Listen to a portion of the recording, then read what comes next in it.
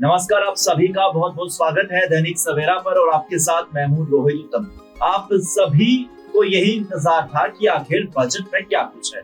आप सभी जानते हैं आज यूनियन बजट 2026 पेश कर दिया है। वित्त मंत्री निर्मला सीतारमण द्वारा 9वां बजट पेश किया गया है। उनका 9वां बजट है और आप सभी जानते हैं इस बजट पर देश की निगाहें टिकी हुई हैं।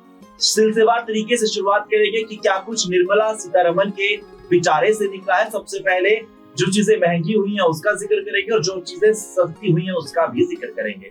दरअसल आपको बता दें कि शराब की कीमतों में इजाफा किया गया है और कहीं ना कहीं लगातार एक बड़ा झटका भी हम कह सकते हैं और आयात और निर्यात की चीजों पर कहीं ना कहीं फोकस रखा गया है। जो भारत में ही चीजें बनेंगी उस पे कहीं ना कहीं एक मेन उनका मोटिव रहा है कि उन पे ज्यादा फोकस किया जाए। तो वहीं अब जो सामान सस्ता हुआ है पहले उसी का ही जिक्र करेंगे। कपड़े की बात हो, क्लोथ आइटम हो, लेदर्स का सामान हो या फिर सिंथेटिक फुटवेयर हो, चमड़े का उत्पाद हो।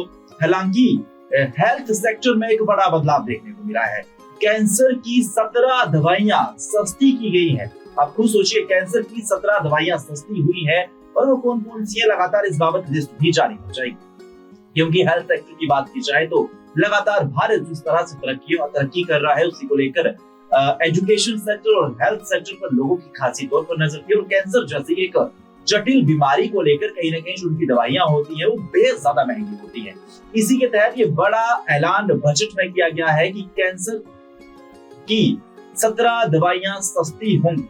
लिथियम आयन से भी सस्ता होगा, मोबाइल की बैटरियां भी सस्ती होंगी, तो वहीं विमानों का ईंधन भी सस्ता होगा और जो विदेश यात्राएं हैं, जो लगातार फॉरेन ट्रिप्स हैं, वो भी अब सस्ता किया गया है। ये बहुत बड़ी जानकारी है। अब ऐसे में महंगी की बात की जाए तो सिगरेट, तंबाकू महंगा हुआ है, शराब महंगा हुआ है और फ्यूचर ऑप्शन ट्रेडिंग और खनिज के दामों में भी बढ़ोतरी हुई है।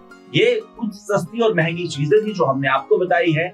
आप मुझे साथ साथ कमेंट सेक्शन में भी बता सकते हैं कि क्या कुछ आपको लग रहा था कि बजट से आपको उम्मीदें थी जो नहीं हो पाई हैं।